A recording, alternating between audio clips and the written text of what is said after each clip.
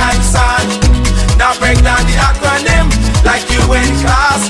Oh, they're selling the whole country. Ooh, they're selling aha. Now I never been down with no OPP.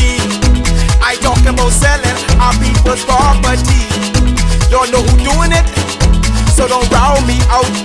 Don't send no police round me and tell me shush my mouth. Where's our conviction? But where's our pride? We selling everything, selling our backside. Just go online, it'll make you sick. You can buy any island, just point and click. See, they're selling our country, yes, they're selling our land. They're selling our archipelago of sea and sand. Now break down the acronym like you in class. Oh, they're selling the whole country. Ooh, they're selling aha. Hey, hey. Ride him. My mother always say, when you find a donkey, ride it. Who's the donkey? Man, come on. We got a whole nation in 73. Now we getting back the whole country. What kind of fools we must be, selling out for a bag of rice and a cup of tea. You know what does bug me? Help me understand. I can't find piece of property for under 80 grand.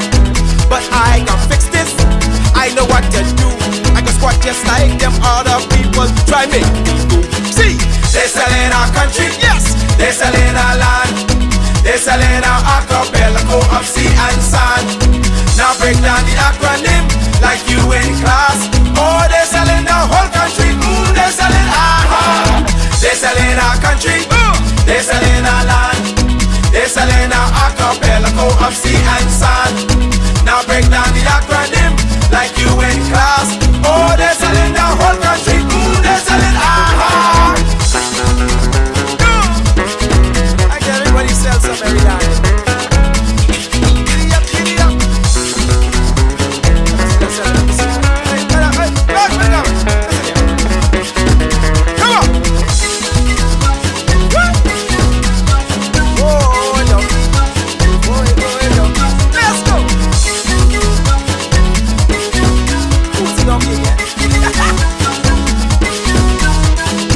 They're selling one island, give away one key. What can be left for you and me? Is this the example? What's our kids to do? You want them have a sense of pride, or go selling too? Cause they're selling our country, yes, they're selling our land. They're selling our archipelago of sea and sand. Now break down the acronym like you in class. Oh, they're selling the whole country. Ooh, they're selling aha. They're selling our country, yes, they're selling our land.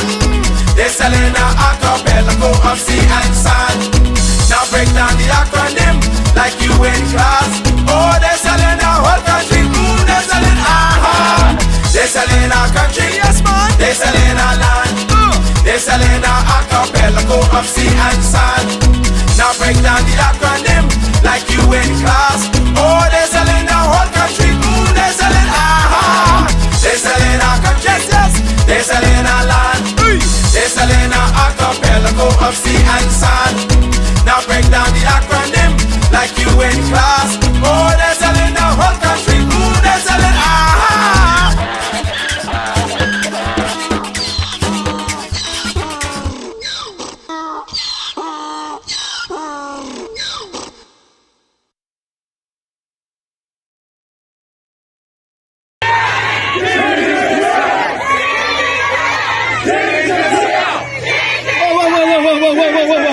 Whoa, girls, we out doing it.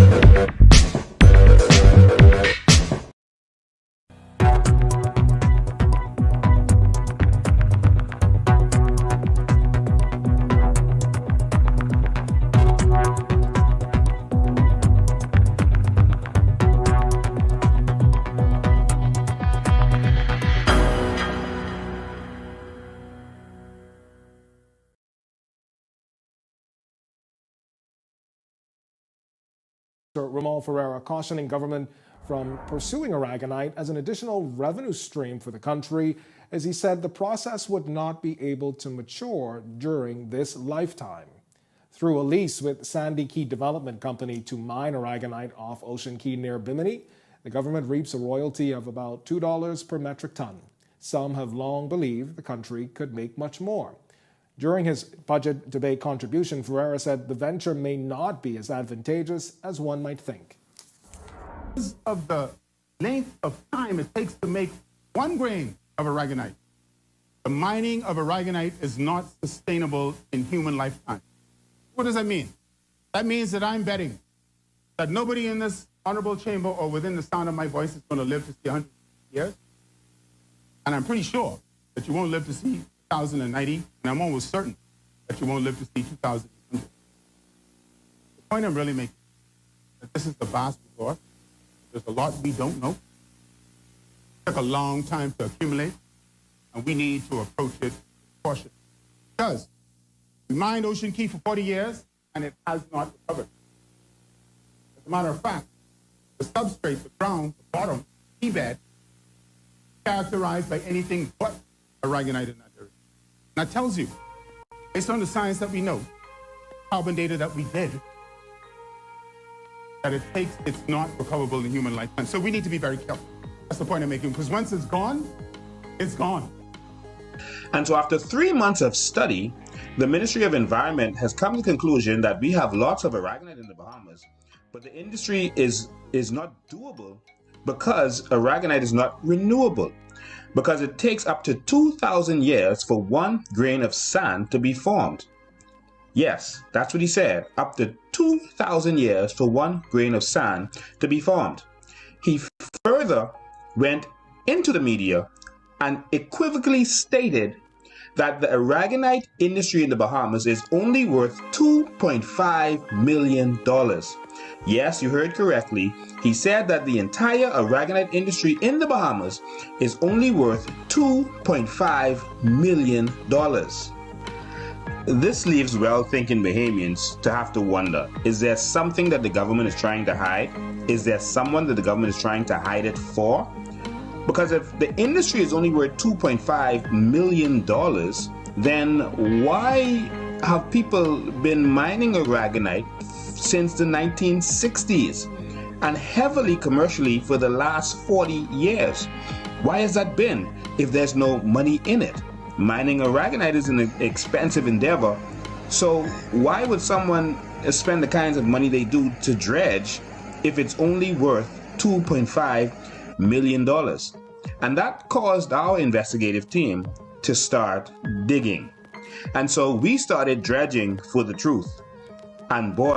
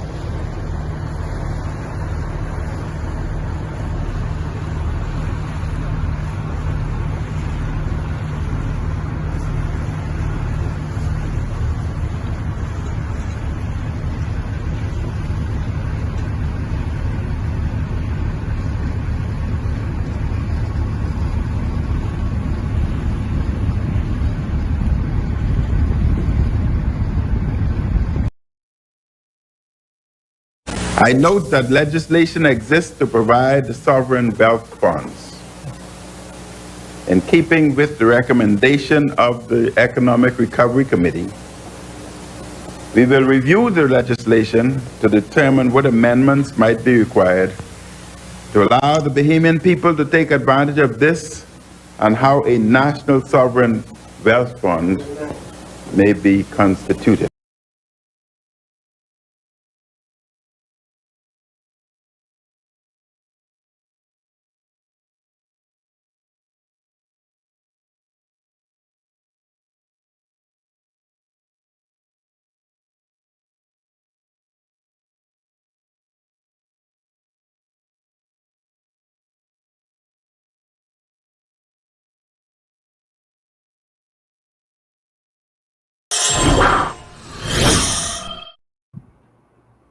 Good afternoon, ladies and gentlemen. Welcome, welcome, welcome. We thought we'd just start you out with some videos just to whet your appetite and get ready for tonight. And of course, we're going to do this from the beginning again. All right, just wanted to make sure we test out the sound and make sure we're good.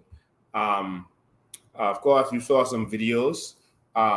Just to remind you that we've not slackened off from our fight, which is our country benefiting from our natural resources. It is the big fight. It is the real situation that we need to keep focused on in this country. And it is the one that the government is keeping quiet about. They're keeping quiet about it because they don't want you to talk about it, because it is the real empowerment for Bahamian people. So thank you for joining us from wherever you are. It is the 14th, Tuesday, the 14th of March. And we thank all of you for being here. We are getting ready to head over to Miami next week. We're going to have a protest in front of the Bahamian Embassy to bring awareness. We're going to talk to the international media. We're going to bring awareness to what happened on February 15th and what has been happening to Bahamians. Bahamians have been marginalized in this country. And this latest episode that you see with Toby Smith, that's going on with our crown line. This is a Bahamian. And he is a white Bahamian, but he's a Bahamian. And, if he is going through this, imagine what regular Bahamians go through every day in this country. And so we're going to talk a little bit about that. I'm going to show you some documents again to make sure you're up to speed on what's really happening with that. We have a whole bunch of documents as it relates to that. The government is lying to their teeth, and they're trying to change their stance on all of this.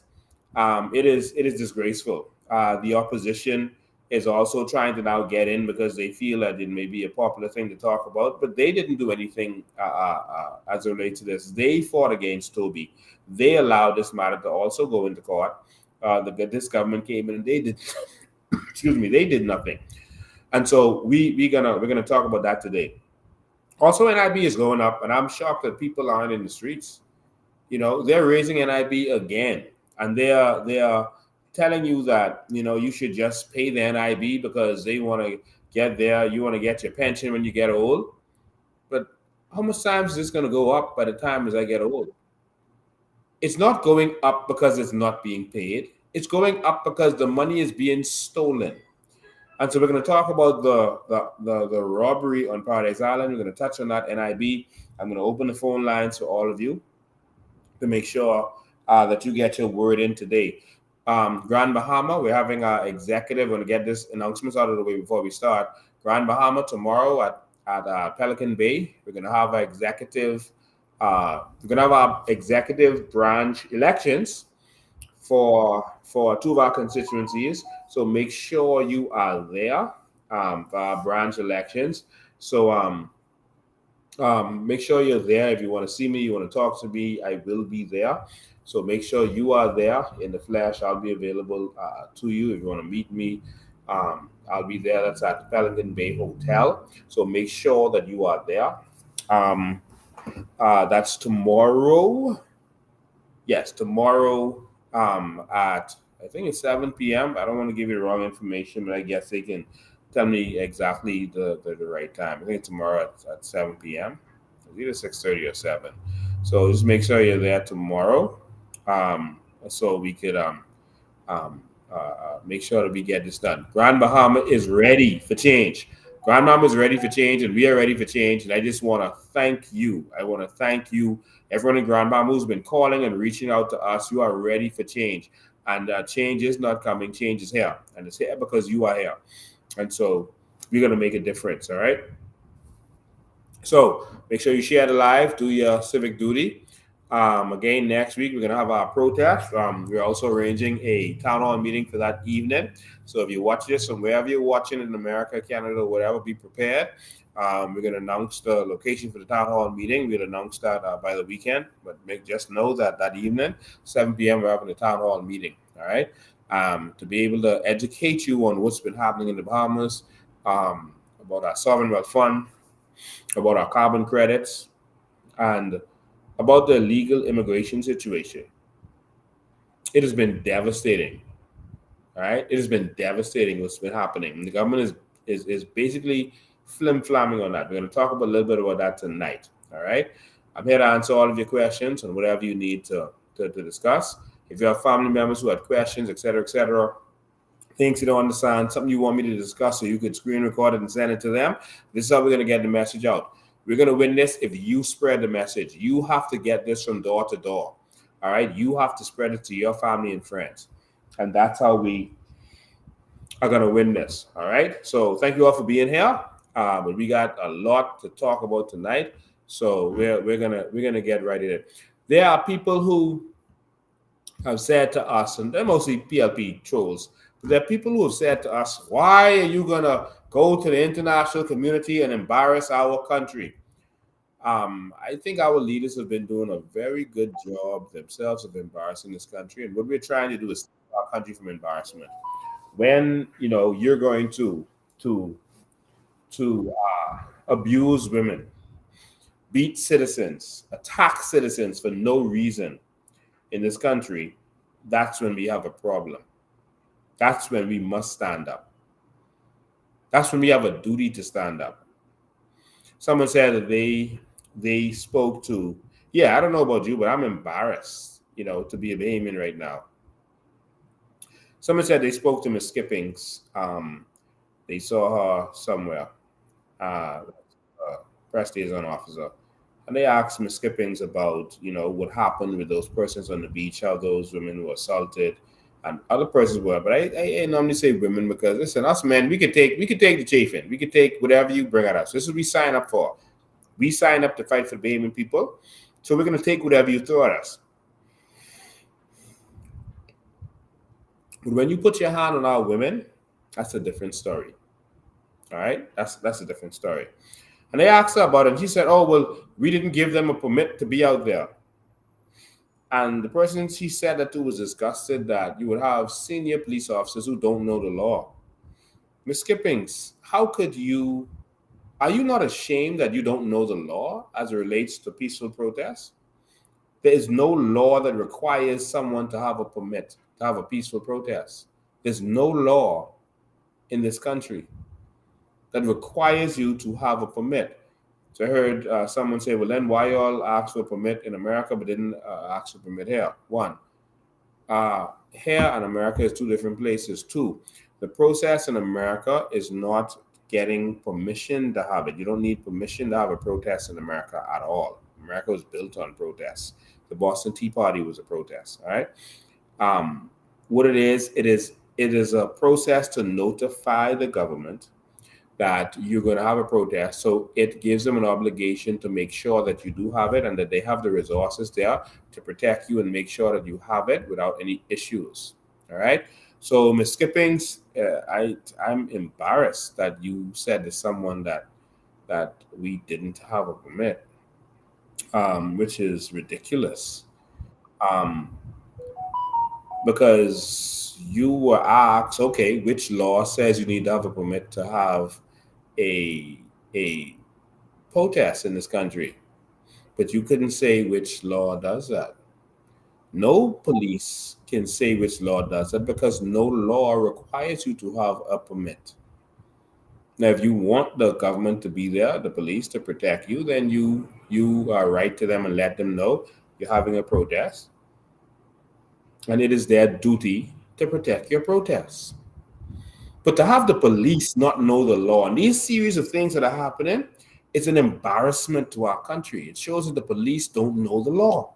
So many instances we've been dealing with the police and they've said they don't know the law.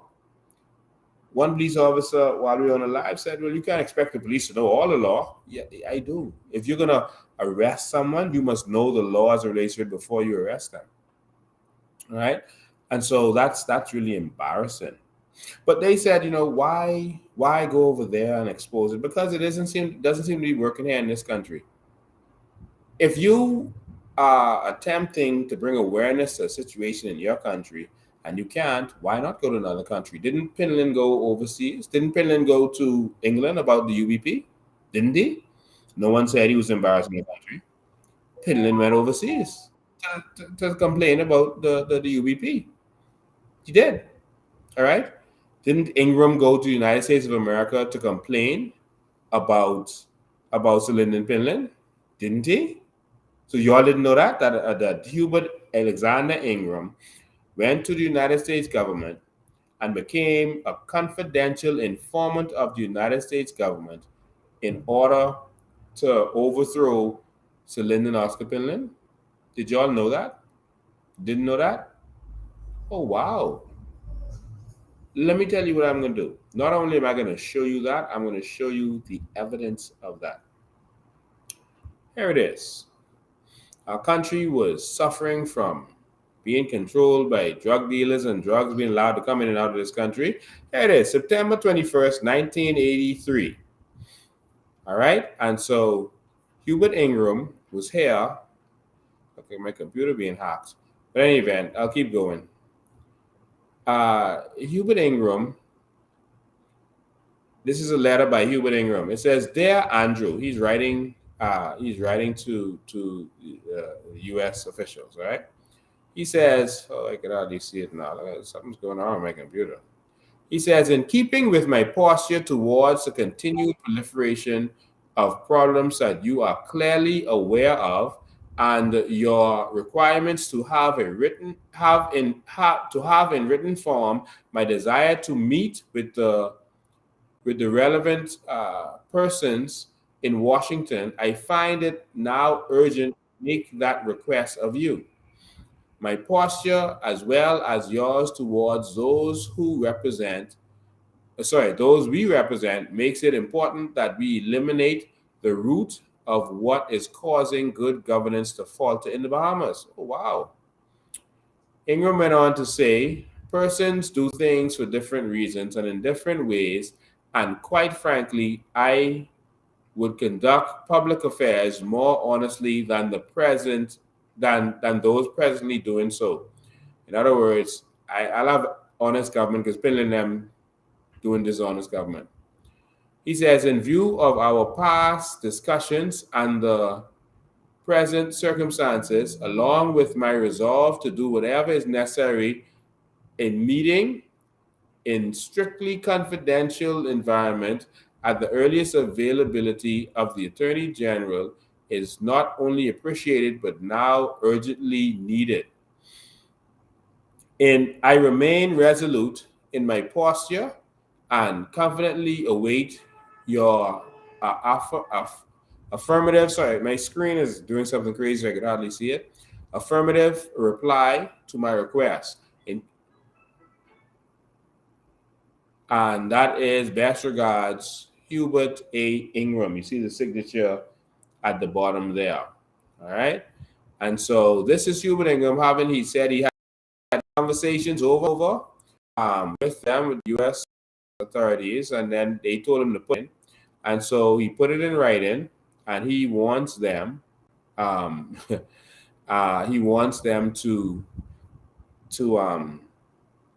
meet with him so he could snitch on Pinland and talk about what's going on in the Bahamas, because things isn't going right in the Bahamas. All right. Yes, it is. Here it is. And so there's more documents, and we got this came through Freedom of Information Act in America. Of course, we don't have a Freedom of Information Act because we have a corrupt government. So Philip Brave Davis is corrupt. So of course, he's going to wait until the end of his term to even consider enacting that Freedom of Information. they're going to drag their foot until they didn't make up all their money and sell all the passports and visas and everything else. And then they're going to try to put that in place afterwards. Right? It's another, well, I'll skip that document. There's someone who's writing about Ingram. So I think this is the reply to Ingram. Yeah, so December 14th, 1983. So he wrote in September and they wrote back to him in December. And this is what they said. So please excuse me as I won't read cogently because I can hardly see the screen. It says, "My dear Miss Ingram, upon view of," and this is Mr. Hubert Ingram from the United States Embassy, Bahamas. They wrote him through the United States Embassy in the Bahamas. And this is from the Office of the Attorney General, Washington, D.C., because that's who he was writing to. All right? So let me see if I can see this. "Dear Ms. Ingram, upon review of your request to meet with me in a strictly confidential environment, I must unfortunately deny your request on the basis that such a meeting should be arranged through the diplomatic channels of both the U.S. and Bahamian governments. Your request, whether of a public or private nature, does not meet the diplomatic requirements constituting your position in the Bahamian government, and certainly not in my position in the United States government. While having recently been made aware of your concern about your government's narcotic interdiction policies, about the government's drug policies, about what they're doing with the drug dealers, I must, however, reiterate that any meetings between you and I be arranged through the appropriate diplomatic channels of our respective governments. Nevertheless, I hope you would still maintain an open relationship with U.S. officials in the Bahamas while attempting to confront what you consider to be suspicious actions on the part of Bahamian government officials." And that's from William French Smith, Attorney General at the time. All right? And so that's the documents, y'all. All right, that's the documents. And so that's what they responded. So in other words, they said, okay, we see you write to us, but I can't let you meet with me at this time. But still work with us. And then what they did was they did something behind the scenes. All right. And so keep watching. You see. No, it's something different. Hold on. Sorry. Okay. It's a different document. How did I get in there? All right. Sorry. Let's keep going. Right. There we go. This is a memo that was then written from Robert W. Merkel, the U.S. attorney, to all Jacksonville task force agents. You know, Jacksonville, that's Florida. Task force agents. All right. So it's March 22nd. What is this? March 2nd, 1987. It says, be advised that all collect calls from Mr. Hubert Ingram, CI 1622, in other words, confidential informant 1622. So what they did was they sent a letter out there, and then they came back and did a memo underneath, on the ground, to make sure they protect him. All right? So they said, be advised that all collect calls from Mr. Ingram. Remember, they had cell phones back then. All right? Well, not, they had some, but they were brick phones and expensive, etc. But Ingram, he had them. All right? Mr. Hubert Ingram, confidential informant, 1622, and or Mr. Aaron Kiki Knowles, you all know him, very popular F&M. Confidential informant 0827 must be accepted. So they must accept calls from Hubert Ingram and Aaron Kiki Knowles. The telephone numbers of incoming calls should be requested to affect an immediate callback response. Immediate. You all must take calls from Ingram and Kiki Knowles, and you must have immediate response to it. The requested telephone numbers and the confidential informant file number must be recorded in the FTC logbook for federal accounting purposes. Likewise, any communication charges outside Jacksonville Task Force requires headquarters incurred by any and all assistant U.S. attorney, DEA, or customs agent regarding the mentioned persons can be reimbursed with proof of telephone number called, date, time, charges. All intelligence conveyed must be recorded and duplicated prior to being filed in the confidential informant dossier. That's Hubert Alexander Ingram. All right, Hubert Alexander Ingram. And there's more. May 11th, 1987, Office of the Attorney General. All right. Cooperation and correlation between Southern and Middle Districts of U.S. Attorney's Offices, United States, versus Carlos Enrique Lida. So that's Joe Lida, Carlos Lida with Normansky et al. Case number whatever. All right. And so this is all information here. Now, I don't have time to read all this, but it said you would also be aware. I'll skip down here. What was I skipping too much? Nah, let me read it to you. I think y'all got nothing else to do tonight. Let me read this to you so y'all know what's really going on. Dear Leon. All right, so let me make sure you understand who's being written to. Mr. Leon Kellner, U.S. Attorney, Southern District of Florida. All right. So listen, dear Leon, I must express concern that I should be compelled to officially write to you in my capacity of Attorney General, as I had thought your conversations with Associate Attorney General Stephen Trott would have resolved any differences between Bob Merkel and yourself. I now conclude that your lack of cooperation and correlation with Bob has to be attributed to character differences.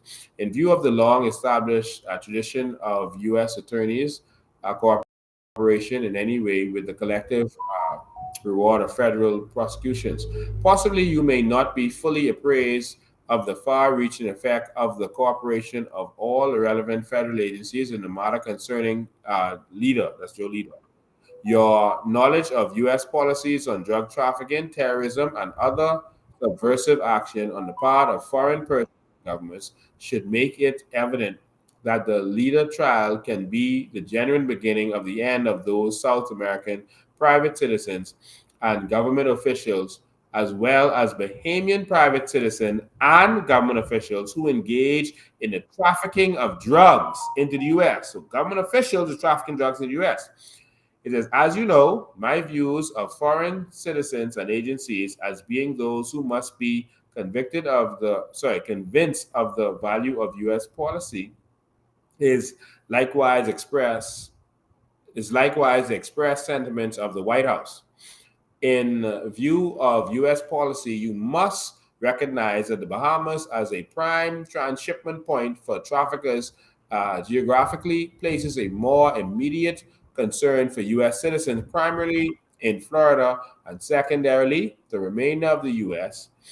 You would likewise know that you have invested many man-hours and the finance into trying to convince the Bahamas government to adopt U.S. policies towards drug trafficking, but at times I feel the Bahamian government is in accordance with U.S. policy, and other times I feel more convinced measures are needed. You would also know that we have secured many confidential informants in the Bahamas, one of whom is of paramount status to your district as well as the Middle District. Confidential informant 1622, aka Hubert Alexander Ingram.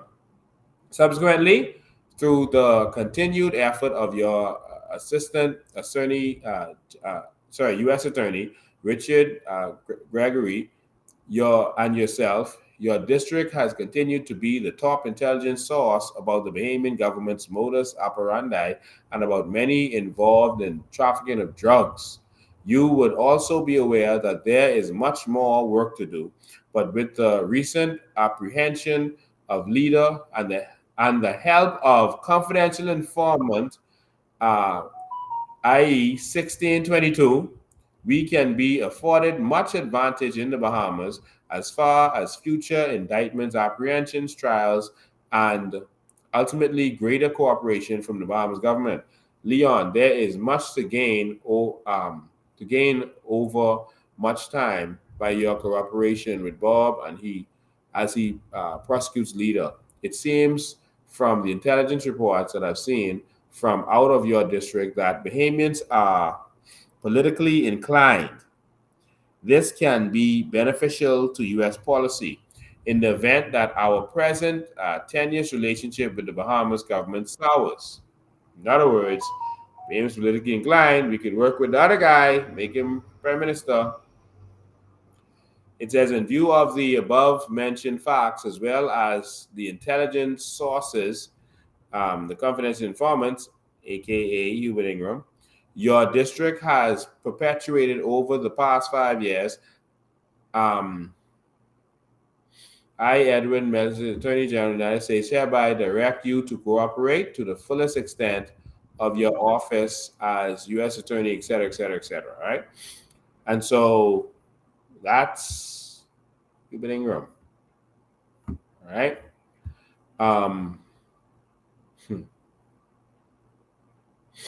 So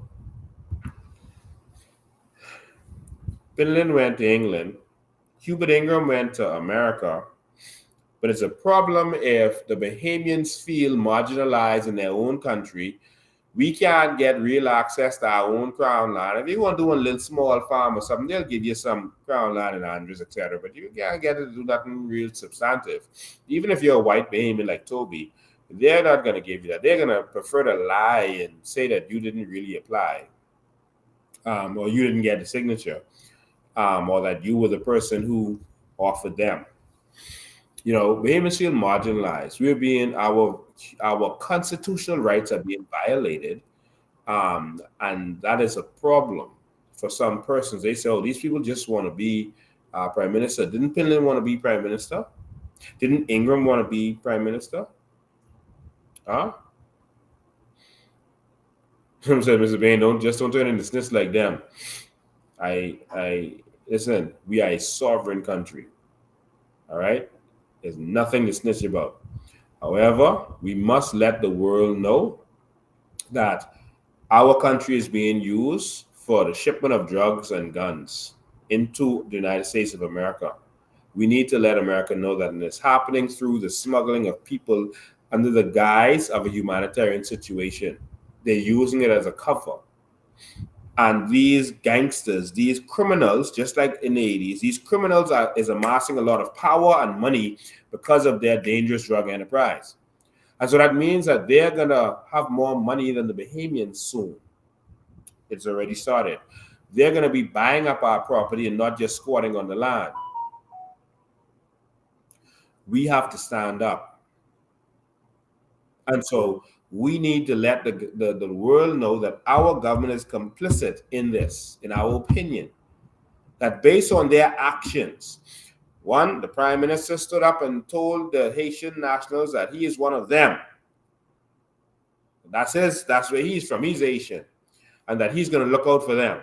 And then that's what we started to see. We saw for over a year, they did nothing. They pretended that there was no crisis. They said there's no immigration crisis. No. What are they talking about? There's no immigration crisis. No, everything is under control. And we saw them, covering for them, taking up for them. We even saw recently a Bahamian was attacked viciously by these people, violently break down a home, destroy the crops. That's Miss Curry, and the government sent, a senior police officer to stop, those illegal homes that were put there from being broken down. The government is looking out for them. We see that our defense force has stopped interdicting them at sea.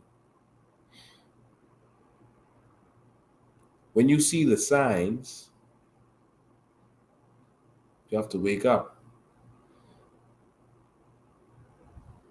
We are being bred out. We are at war. We are under attack. This is an invasion. This is an invasion of criminal gangs, not just poor people who come here. Someone told me, some in the Asian village, they gave us information that one of those homes, the reason the senior police was called was that one of those homes, If we had broken it down, it would have had drugs in it. And that's the real reason that we were stopped, because of what we would have found in some of those homes when we broke them down.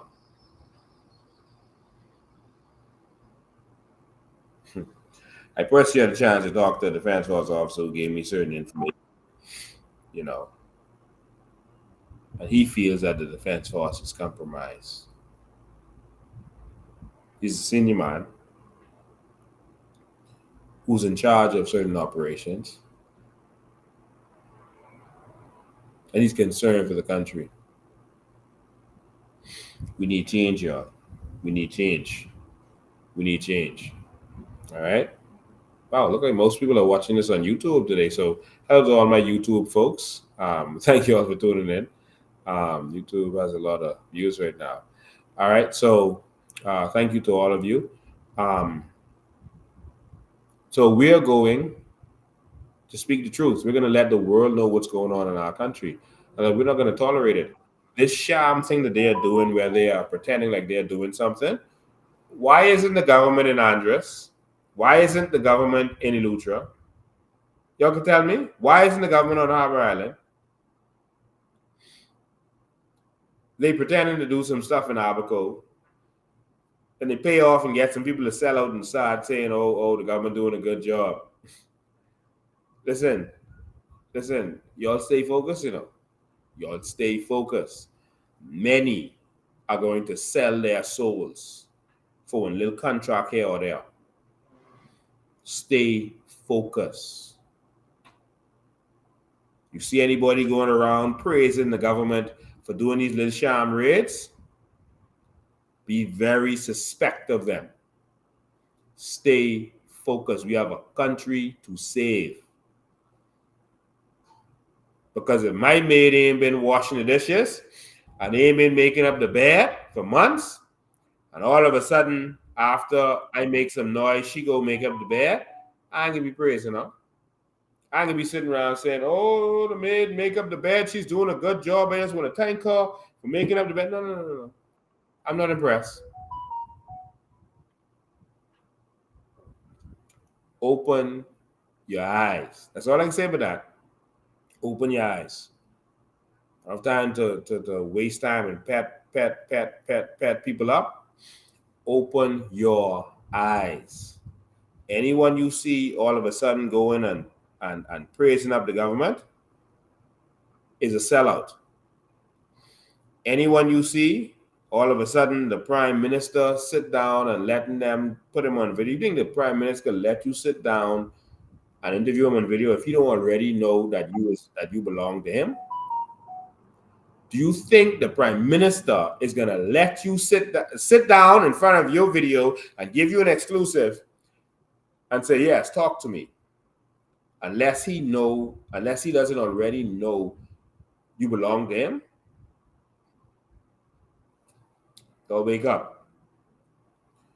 We have to stay focused. This is not about individuals, including myself.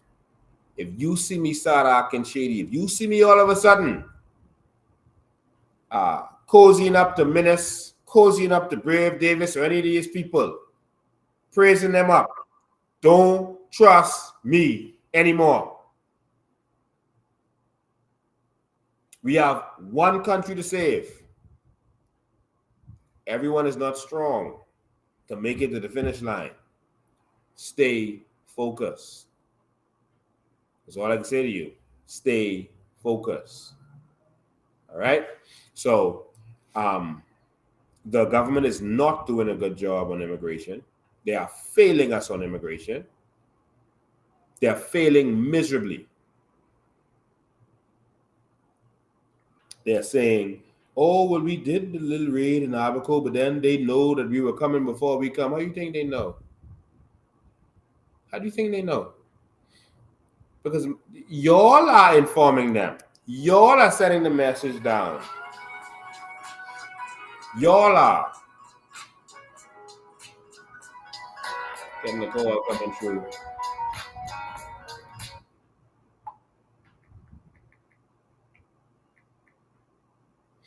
All right. Y'all are informing them to let them know, hey, we having a raid today. Y'all The legal ones, tell them go hide. We'll be there at 7 o'clock. Then they come back 8:30, all right? Bahamians, don't be impressed with this little fake sham that they're doing. Because if they were serious, they would be in Andres. They would be all over New Providence dealing with them. But no, they prefer to harass the Bahamians. Y'all stay tuned. I promise you, I will not sell out. I promise you that we will stand firm. Stand with who I tell you to stand with. This fight isn't easy, but we are looking for soldiers like Randall Fox, who is not going to sell out. That's what we're looking for. All right? So I just wanted to make that clear. Now, I'm going to just need to touch on a couple of this document from Toby. I just want to show you this again. I showed you the other documents last time. We showed you the whole sequence of events. But the government went out in the media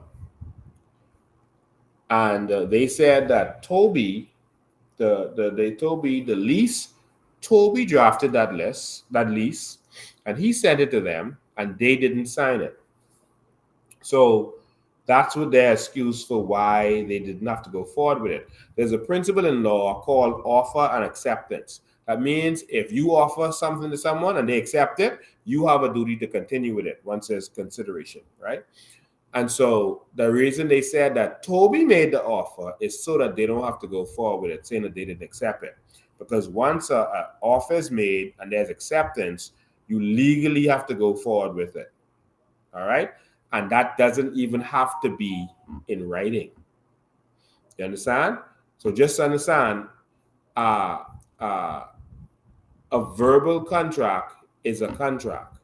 All right? Contracts don't have to be in writing. All right? A verbal contract is a contract. So to make sure there was no gray area, because land deals is supposed to be in writing, but to make sure that there was no gray area, what they did was they lied and said that Toby drafted this lease, and that's how they could get rid of him. But they were offering him to sign again, to apply again, I should say, while they gave it to whoever.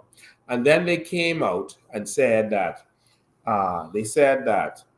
you know, they're still considering his proposal. What do you mean you're still considering his proposal?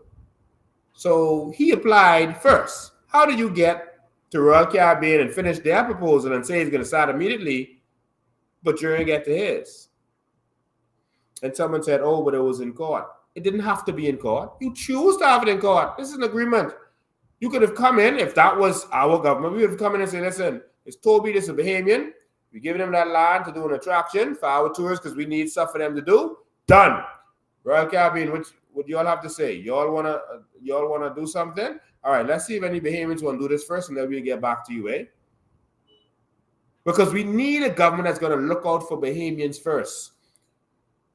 I would have told Royal Caribbean, oh, I see what you want to do now. What we're going to do is we're going to offer some grants to Bahamians because we need stuff for tourists to do. Because if 30,000 come in a day, Royal Caribbean saying that they are proposing to hold less than 1,000 people, we still got 29,000 people we got to entertain.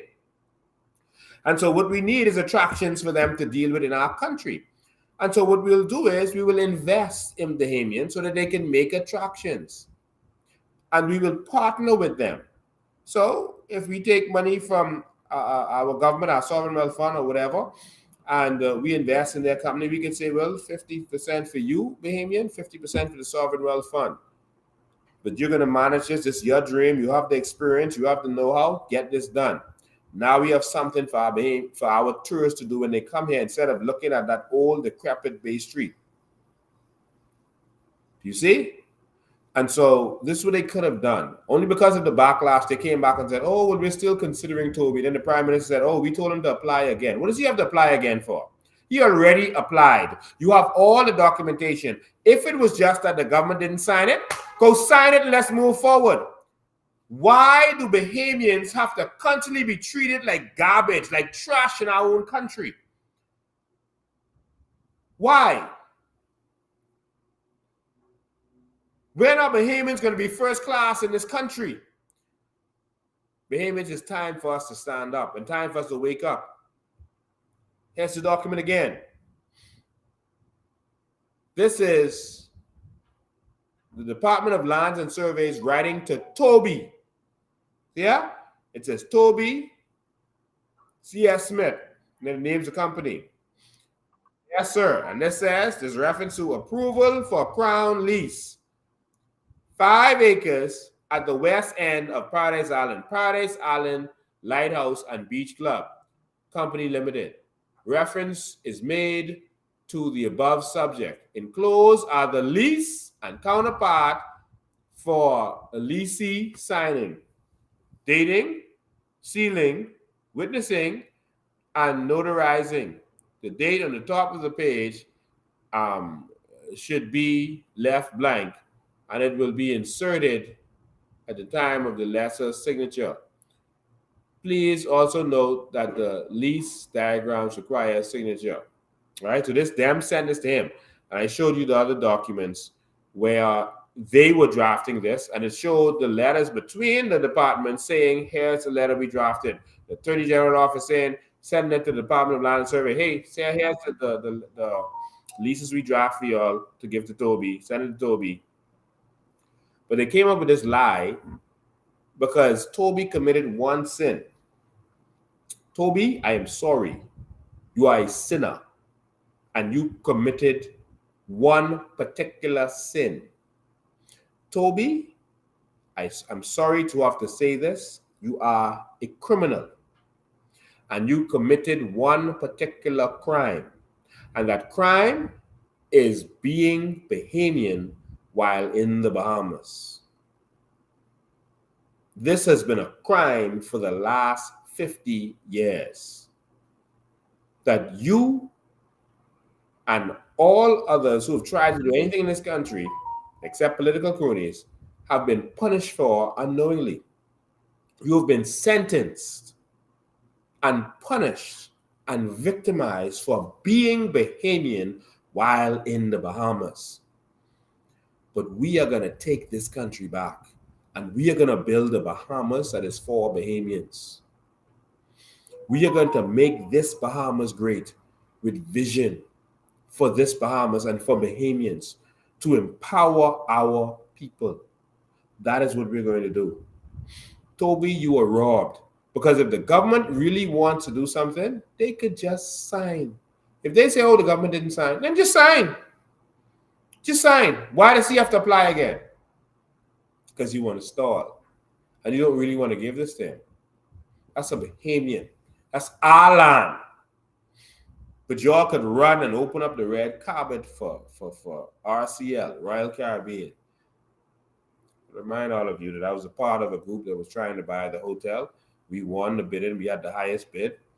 And a month after the bid closed, RCL came into the picture. Pressured the government and got them to give it to them.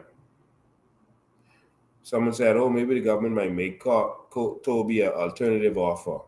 They made us an alternative offer. We met with them.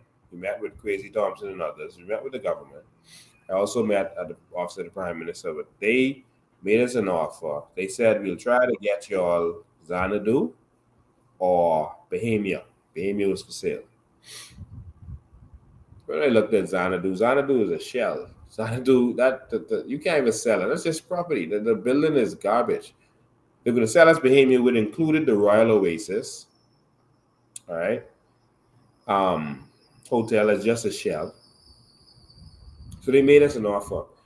The problem we had was that we had a Bahamian involved in that. And the deal never came to fruition. The day they signed with RCL, I believe they were cursed. There was hail in Grand Bahama, as you'd remember. And the port, the shipyard, which is owned 50%, I think it is, by Royal Caribbean. The dock broke out of nowhere, just an earthquake broke. And the crane fell on their ship. and caused them $60 million worth of damage, the same amount of money they promised to pay for the hotel. And that deal never came off the ground. The partners who wanted to deal with this had $1 billion cash in hand to develop Grand Bahama. But instead, the government called us in. The government called us in and asked us to fund the other projects. They asked us to help fund the port because they didn't have the funding for that. They asked us to give the money to Royal Caribbean because they didn't have the money to do what they were saying. They asked us to give the money to Royal Caribbean and partner with them. My partner said, no, we won the bidding and we shouldn't have to. Give it to us. If they don't have the money, they don't qualify. Give it to us. We have the money, proof in the bank, etc., etc. But no. And now again, we see the same thing. Royal Caribbean is talking about spending $100 million or some nonsense. And, they're doing a beach club for $100 million, but the hotel was going to be $60 million. But in any event, they're going to be getting money from the Bahamian market in order to build. They'll wake up. Is this really a foreign investor? If they're taking money from us to build that, think, are they really a foreign investor? No, this is an opportunity for the Prime Minister and his cronies to get ownership of this, 49%.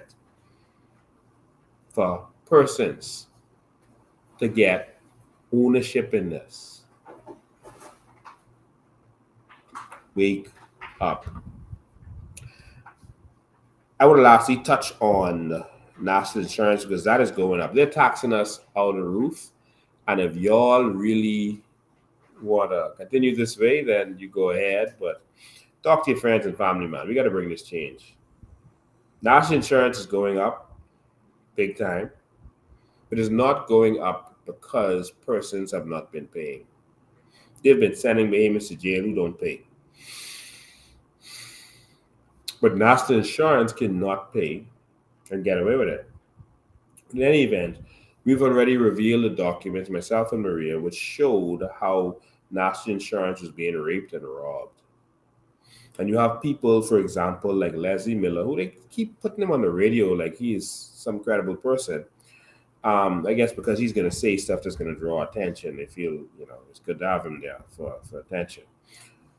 But people like Leslie Miller who borrowed money from Bank of the Bahamas, they used Bank of the Bahamas, they robbed Bank of the Bahamas. It was a bank robbery, $100 million robbery.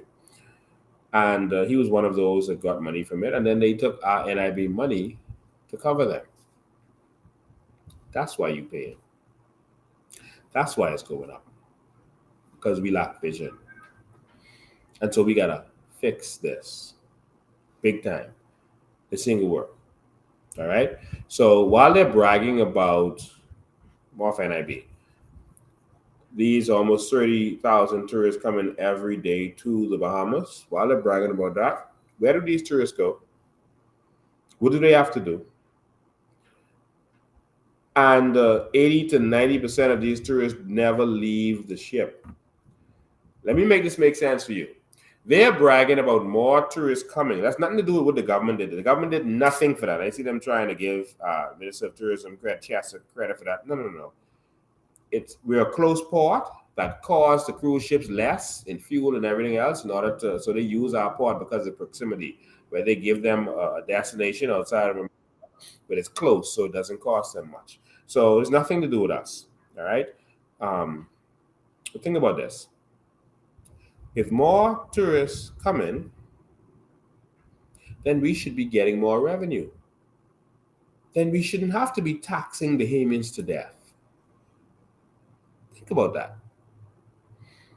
If more tourists come in, you're getting paid per head for persons who come on the ship, so that's more income you're making. Why then are you still taxing us to death? What are you doing with this additional money? See, Bahamians, I want you all to wake up. So whenever they brag about number of tourists increasing, Yet they're increasing taxes and finding every new way to tax us. Wake up. If more tourists come in, reduce VAT, please. Think about that. If more tourists spending money, reduce VAT, please. Reduce our other taxes. Why are you trying to? They are now, the government has just announced that they are going to tax QuickBooks. So any Bahamian business person that uses QuickBooks, you can't afford accountants to use QuickBooks, they trying to find every way to make business hard for you. They are now making QuickBooks pay VAT to the Bahamian government.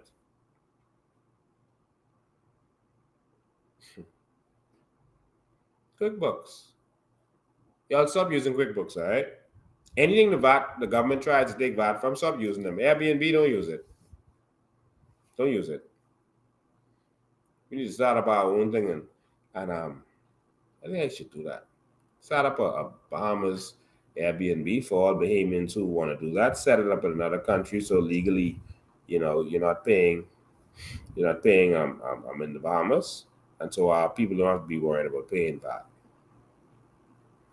Look into that. But they are taxing Facebook VAT. They're taxing all manner of internet companies, which is not really legal. But if they volunteer to do it, then it can be done. You see? Someone says the live is freezing. Let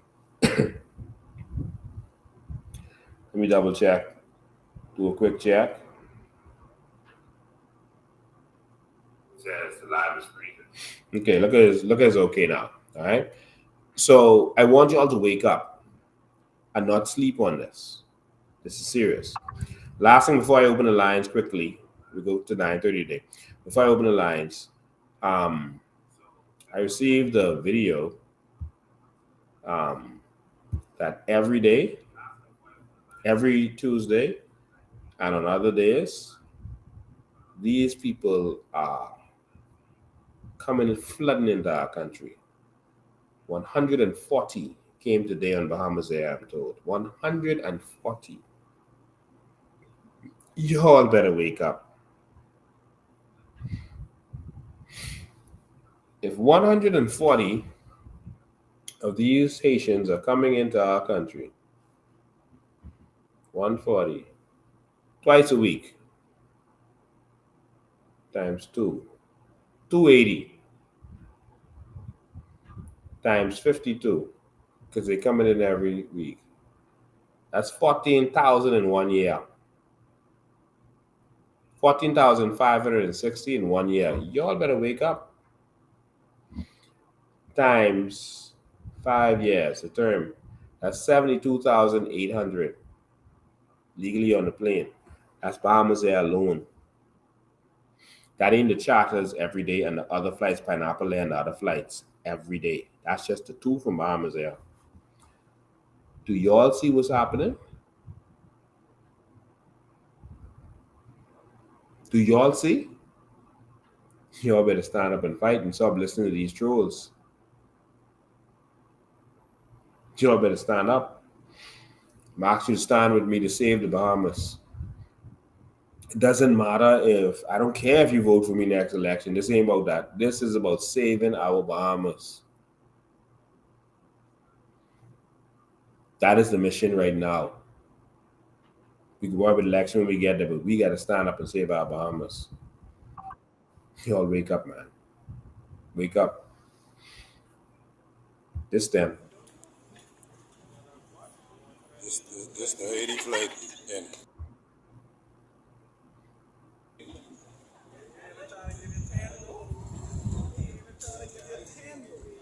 it's the Haiti flight and I just removing the voice.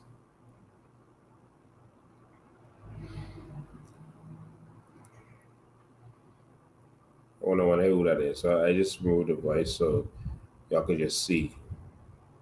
Look, airport crunk, airport crowded.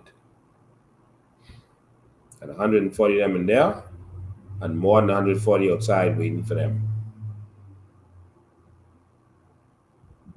Stand with me.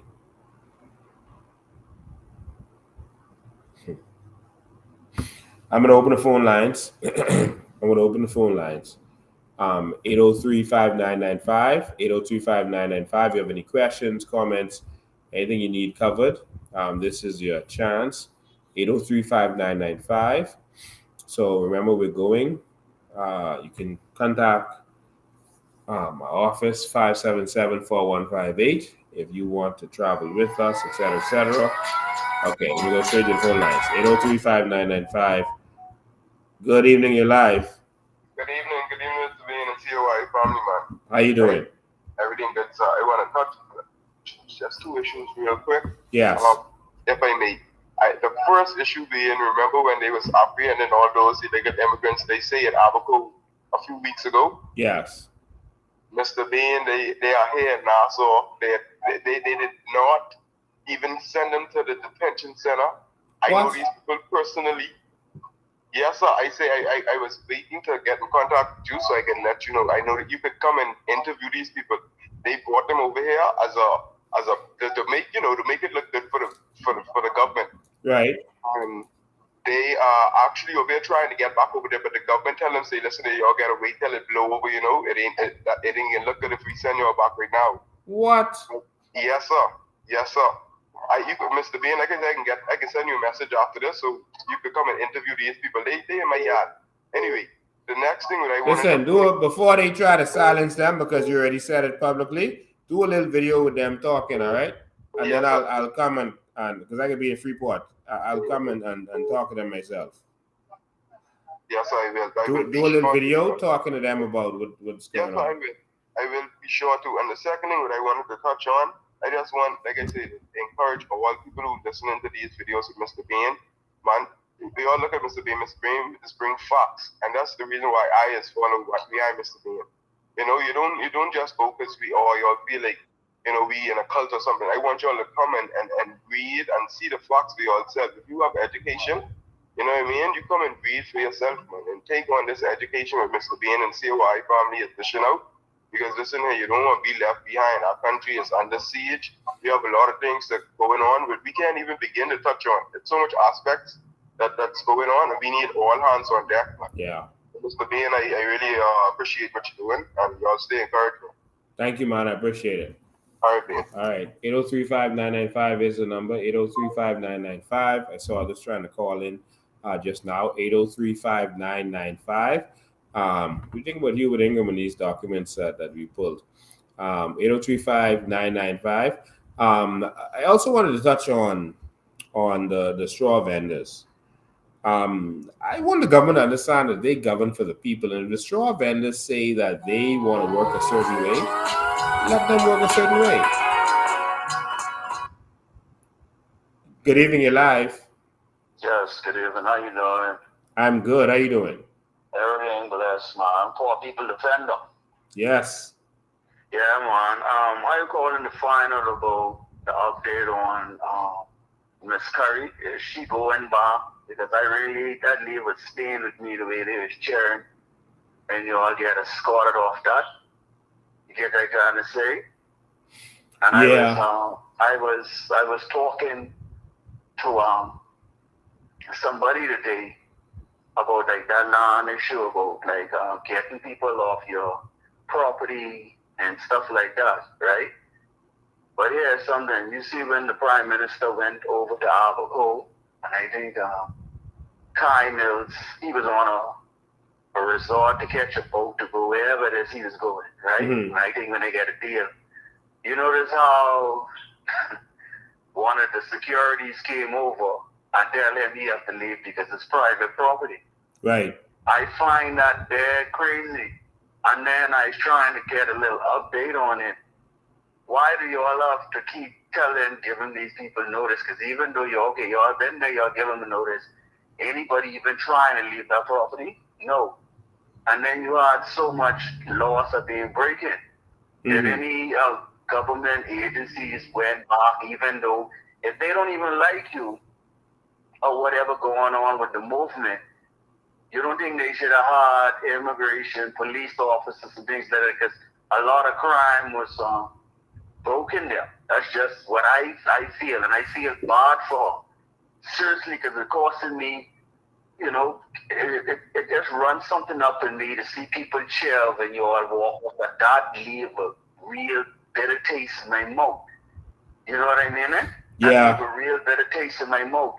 And then that eyewitness, the way how the eyewitness news just going on one side of that, and then afterwards he tried to call you, I would have put him, like, you catch what I can understand? It's like you have to send a message now, man. And I don't know who back and everybody, you have to go back and do what you gotta do. Because that applaudment, like that trickle around the whole nation. And yes, you're right, we just getting outnumbered in every way. And that new plane way, because whoever get dropped here, they ain't getting back. No. They ain't getting back. No. So I just want to know, I can hang up, but I want you to let us know the update on the situation with Ms. Curry. That's all, please. Thank you. All right. What was so sick is that after Ms. Curry, Ms. Curry was abused by the government of this country, all right? I understand her being abused by the Haitians. They have their reasons.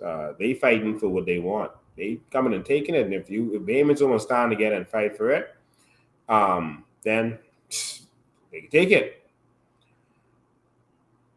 But I will never understand the Bahamian government fighting against its own people. I would never understand that. I would never not fight against that. Those same demons who Mother Curry reached out to, wrote letters to, etc., after doing what they did to Miss Curry by sending the police there to kidnap her and me, instead of dealing with the real criminals who were there, Ingram, Davis, and Christie went to her brother's funeral on Grand Key.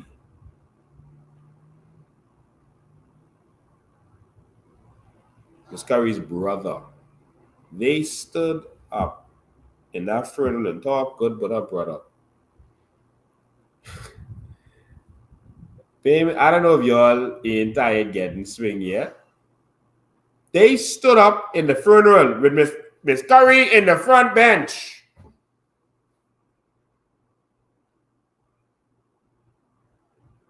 And talked so good with her brother.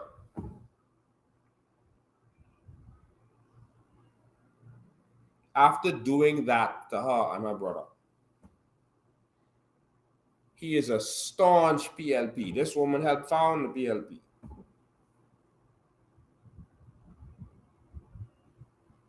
And that's what they do to their own.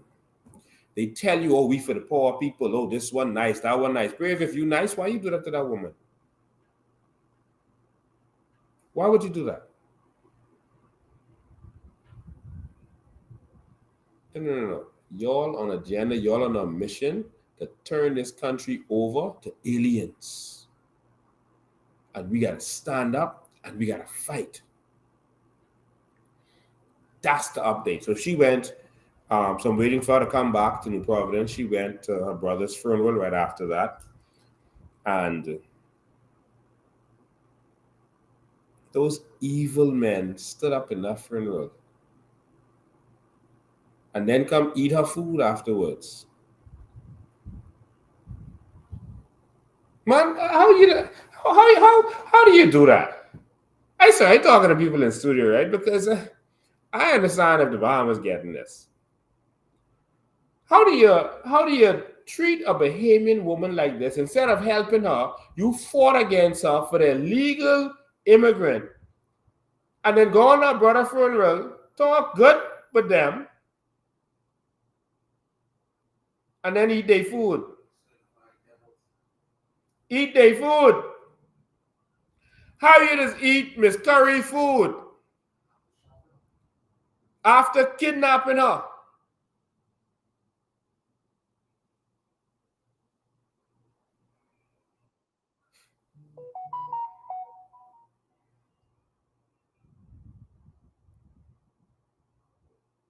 Bahamas for Bahamians is coming. The Bahamas for Bahamians is there. Miss Curry was so broken, she said she couldn't even talk to them. It was like it was a dream. Like she couldn't believe that this was really happening. Those people had the gall after doing what they did all these years and then doing this now to come there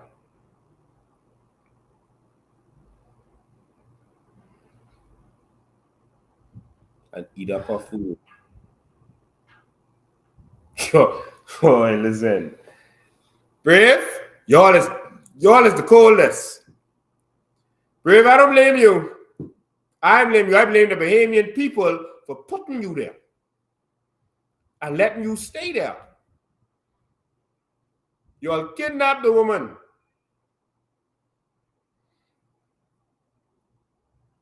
Falsely imprisoned the woman. Because when you put in the back of a police car that can't open from the inside, you imprisoned her. See, I don't mind whatever y'all do to me, but y'all keep touching our women, man. Then y'all could have... Y'all notice I said nothing about Women's Day last week? Someone came to me, they said, Lincoln, you gotta, it's Women's Day, put something out there, say something. I said nothing. Because all they've been doing is abusing our women in this country. When I saw what happened on February 15th and how they sent male police officers and they abused our women in this country, you think I am entertaining them?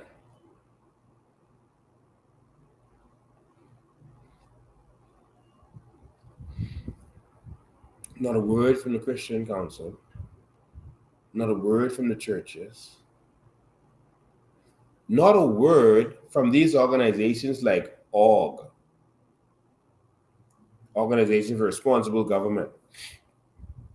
Not a word. So all y'all could do is ask for the Freedom of Information Act. So when our rights are being taken and the government is being irresponsible, y'all nothing to say.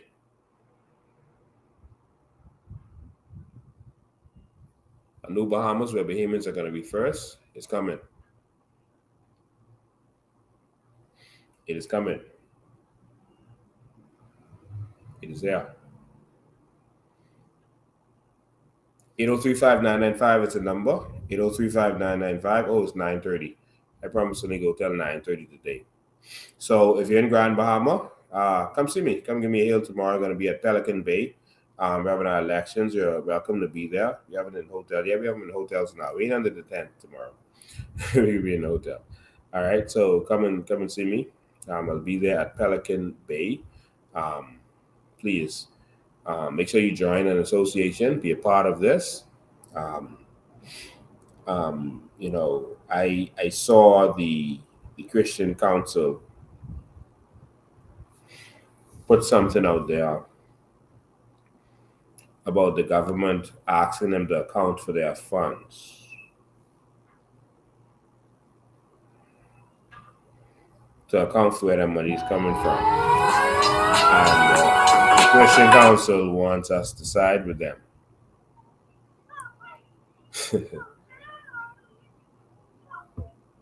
Hello? Good evening, you're live. How you doing? Yes. President Lincoln Bain. How you doing, man? All right, I'm doing okay. I know it can get better when the new Bahamas is here, but right now, ain't nobody can say they're good right now because we living in the Bahamas and we stay in it. Yeah. So it ain't good for us. I got a question and then I hang up and listen to answer. Mm-hmm. I was involved. Well, me and a lot of people in the Bahamas who are hurt. I was involved. I was a person that was shot in a drive-by shooting. Mm-hmm. And I want to know in the new Bahamas, is there anything that's going to be in place for people who are victims of innocent drive-bys and stuff like that? When you say innocent, they wasn't targeting you, but you got a straight bullet. Right, there's a bunch of people there. It's 11 persons on Fox Park. And I just want to know, if in the new Bahamas, is there anything going to be Would you have what's the plans for the New Bahamas and stuff like that? Don't have the phone. Let me say this to you.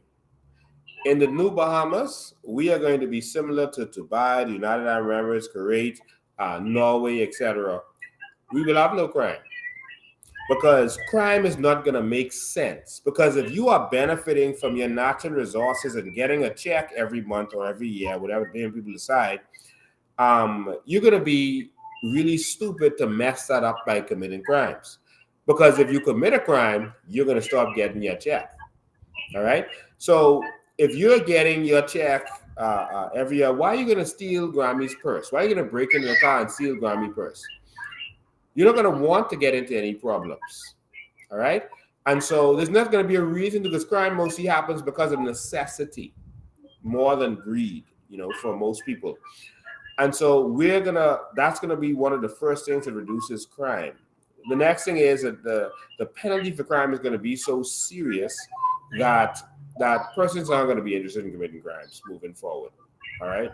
We're going to make sure that you have no need to commit a crime because you're going to be taken care of by your natural resources. So if you do commit a crime, the severity, the punishment is going to be more severe than it is today.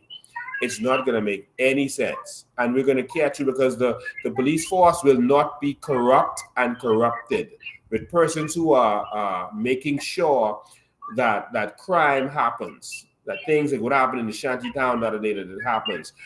Drug dealers are being aided and abetted, all right, by government officials in order to do what they're doing. And so we're going to make sure that happens. Next. So we're going to reduce the chances of you suffering from a drive-by. All right. We're going to go after gangs seriously. All right. There's not going to be any gangs in our country, and there will be no Colombian connection running drugs through our country. That is a guarantee. We're serious with that. The drug houses are going to end because the police cars will be parked right up by the drug house. So if you want to come buy drugs in front of the police, you come. We're going to go after the money of the criminals. All right. We're going to go after the money.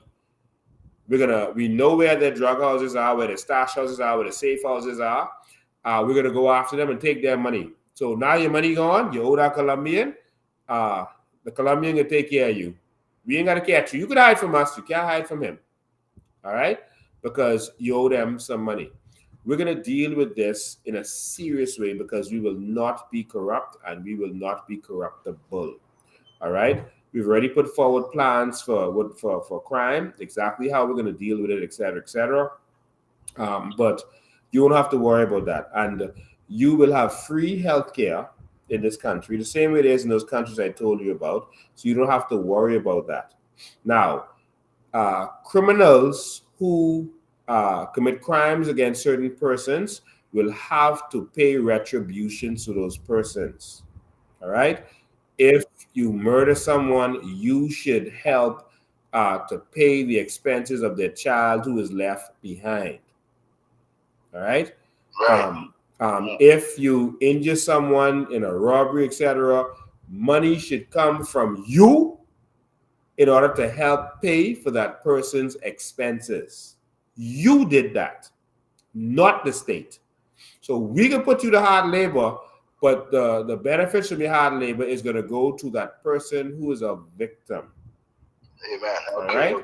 And portions of what you should have gotten from your sovereign wealth fund should go to that person who was your victim, and your sovereign wealth fund should be cut off. Simple as that. Simple as that. Sounds good. All right, man. Yeah, Mr. Bain, like I say, Mr. President Bain, continue doing what you're doing. I am with you 110%. Thank you, as far as I can speak for me and my family. And I been with you from Bain Evolution. I got my shirt I be wearing that all over people. I was like, why you wear this shirt?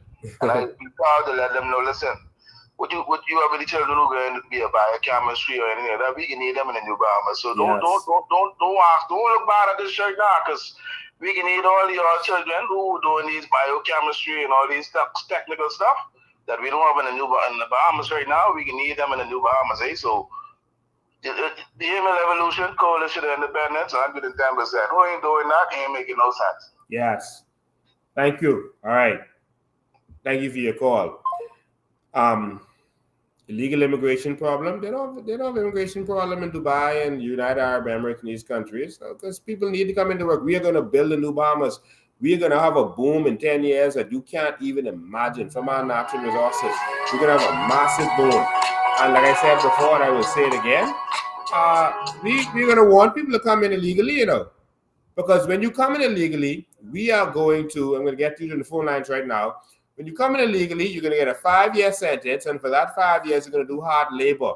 You're going to help build our hospitals. You're going to help build our prisons. You're going to help build our government offices because you no more leasing the croonies. We're going to have our own government offices, not leasing from Leslie Miller and these other political croonies. No, our government offices that we own, the people. You're going to farm our crops, so you're going to farm our organic crops. So come illegal if that's what you want to do. You can work for us for free, hard labor. All right? So, yeah, come illegally. No, we ain't stopping illegal immigration, We just shifting it. All right? So come in illegal. When we catch that boat, when you overstay, when you do any of these things, you are going to do hard labor for 5 years and you are going to work and help build the new Bahamas. Now, if you want to come in legally and the right way, then come in. You're welcome to come in. But illegal immigration, no. That will continue. All right? Please come so that we could have some labor. Good evening, you're live. Good evening, President Bain. How you doing? Pretty good, and yourself? Awesome. Good. The guy would call to give you that information for the Haitians in Nassau. I'd like to thank him. Yes. I'd like to thank you, man. Whatever you all see, you see something, call President Bain and say something. Don't close your eyes and pretend like you don't see it.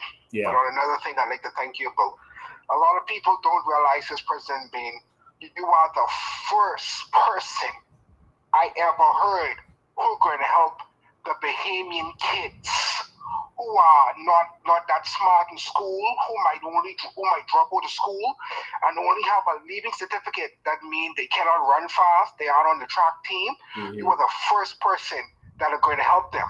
Mm-hmm. The mothers and the grandmothers, please vote for President Bain if you have kids. He's going to help your kid with our carbon credits, and they can be someone with that. I just like to say thank you for everything, President Bain, and good night. Thank you. Appreciate it. You can go look at our vision for education. That's on our platform on coalitionofindependence.com. All right. Independence is spelled with a TS, not a CE. All right. Independence. It's talking about independent thinkers. All right. So that's what we're gonna have. The straw vendors, listen. Let the straw. They don't want the straw market crowded, and so they're saying let them work on a shift. So, and to my straw vendors, if they don't want to do what y'all say, y'all get together. It was 300 of y'all versus 11. That's the vote. 300 of y'all said you're going to work shift. Just work shifts. You don't have to come every day. The government can open that as much as they want. Y'all get yourselves together. Don't depend on the government, and y'all work out the shifts. All right. Don't waste time with the government because they're not going to ever do what the people want. But they have to keep you down and keep their foot on your necks in order for you to stay subservient. All right. So do what you have to do for the petroleum resellers. Listen, man, I heard from that man last minute today on one show saying that y'all don't own nothing, right? Y'all don't own the gas station. Y'all leasing the gas station, so y'all ain't really investors. It's so amazing why our country is so backwards because we had people like him who grew up in the 60s running this country, and that's why we're still in the situation we're in. Let me tell you about the 21st century, Leslie Miller. In the 21st century, it is the object of companies not to own anything but intellectual property. Nike doesn't own anything. They own a swoosh that can be placed onto products. All right? Banks have come in this country and they started out leasing before they built their own buildings. The biggest hotel company in the world doesn't own a hotel. It's called Airbnb. The biggest taxi company in the world doesn't own a car. It's called What is it? Uber, Lyft, the biggest rental space company. Why do we keep entertaining conversations from these old, dried up politicians who are out of their class and like they're stuck in a time capsule, and y'all keep voting for them? Brave Davis is talking about bringing crypto to the Bahamas, but he doesn't own a crypto wallet. He doesn't even know about a crypto wallet. Brave Davis, how could we have crypto and be a crypto hub if the prime minister, who put all crypto and etc. in his name and under his power, how could we succeed in that if the man don't have a crypto wallet? You can imagine having someone run a bank who never had a bank account before. Yeah. Man, how does that work? You can imagine someone running BTC who never had a telephone, let alone a cell phone. We keep putting these old dry up politicians who are outdated, fully out of touch. Leslie Miller said they don't own nothing, so we shouldn't listen to them. He started also giving a list of examples of other countries and what their markup for fuel is. He gave some loose examples of Barbados and their markup. I think he said 14 cents or something. And he gave a couple other countries and said what their markup is. He said Turks and Caicos was the highest one. It was 26 cents or something like that. Leslie Miller, I don't know if you ever traveled before, but those Caribbean countries you listed, if you go in their grocery store, things are much cheaper. They could have a smaller markup.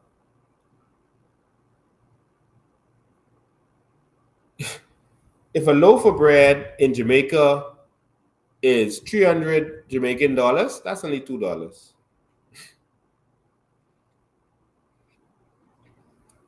Leslie, they could have a smaller markup because things cheaper in their country. Y'all are out of date. Y'all need to just step aside. Get out of the way, please.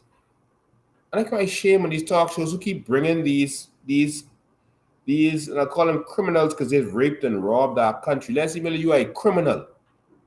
You have raped and robbed this country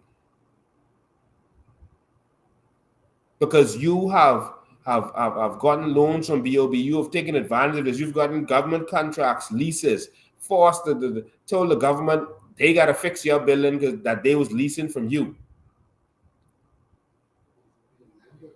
These people who are singing for their supper.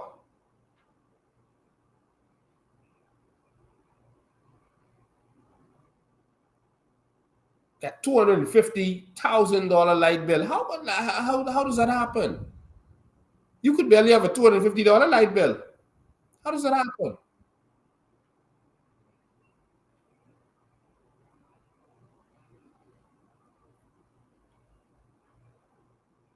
I cry shame that anyone even entertains the conversation with him. I need his last call, and then we gotta get out of here. And then I'll tell you what the petroleum retailers need to do. And then I'll be out of here. Good evening. You're live. Oh, hi. Yes, I wanted to ask you. You know how?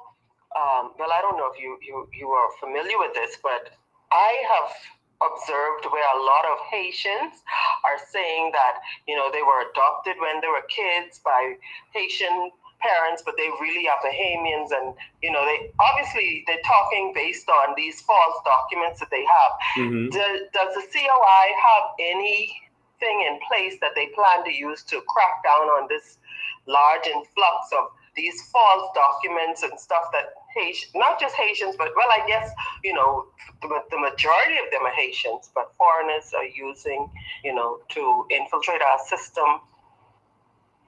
There's going to be a massive audit. All right, that's all I can say for now. There's going to be a massive audit. All right, and there's some things we have to say, and there's some things we have to hold our chest. But there's going to be a massive audit. All right, and there's going to be a new passport for the Bahamas because we're going republic and we're going to become a new country. So there's going to be a new passport, and that has some ramifications. I won't go into it, but we have a new color passport.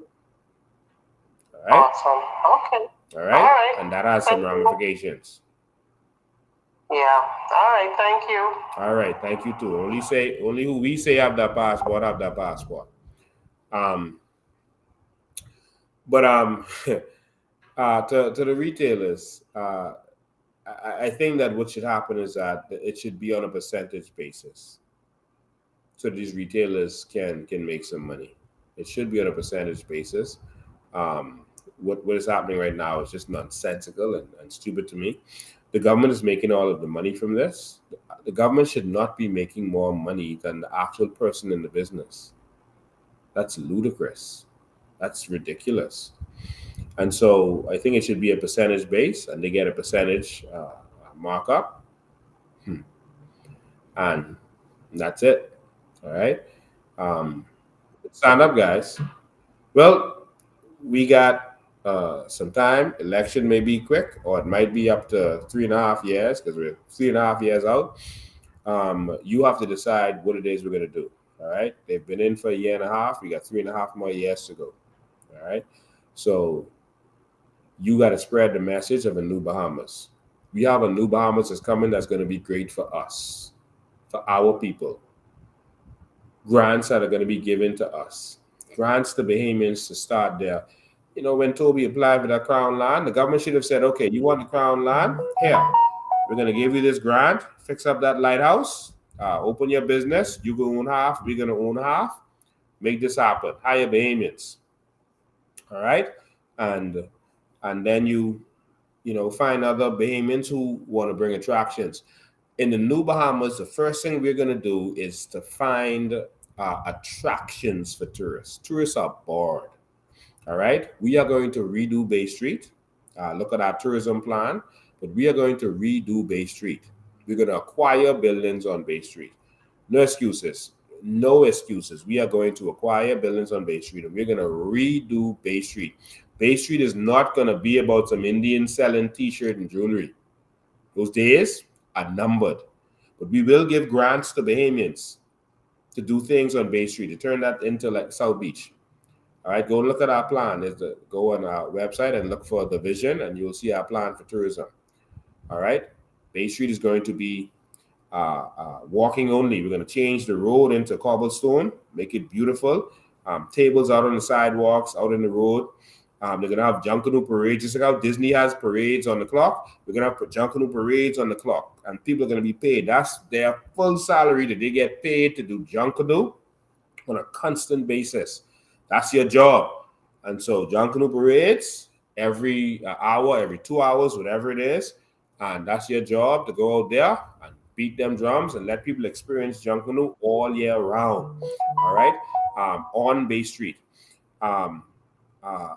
Cars will go around Wood Rogers Wharf, around Shirley Street, not through Bay Street. All right? If Disney can do it, we can do it. Disney is a city that you pay to go and see. All right? We're going to make sure that there's entertainment on Bay Street, nice restaurants with Bahamian food, etc., where people want to come. Entertainment for people. I won't go into our full vision, but look at it. We're missing on the vision level, man. And they're bragging about all these tourists that are coming on the cruise ship, and we don't own a cruise ship. Y'all been getting money per head. Let's say $100 a head for the tourists coming in for all these years, and we ain't buy a cruise ship yet. Okay. Chester, you say you're a businessman. You see all this money that the cruise ships making, and you couldn't sit down in a cabinet meeting and say, "Hey, boss," meaning Brave, you see how much money we making per head? Why don't we just own a cruise ship and we make the money? How about that? Not one cruise ship? Not one? You could borrow $5 billion in one term.